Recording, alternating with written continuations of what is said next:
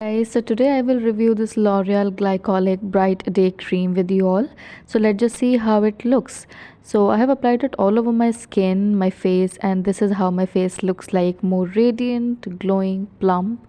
And the consistency is also very nice. It's not too light, not too thick. It's just the perfect balance in between. And it takes about 5 to 10 seconds to merge in your skin. So now I'll do the makeup that I usually do, and let's just see how it looks afterwards. It has SPF as well, so it's nice actually to have the products which has SPF, so that you don't have to invest separately. So I have applied all the normal makeup that I've put. This is the new lip and cheek tint by Just Herbs that I got from Smitten. I will review this later as well in the separate video.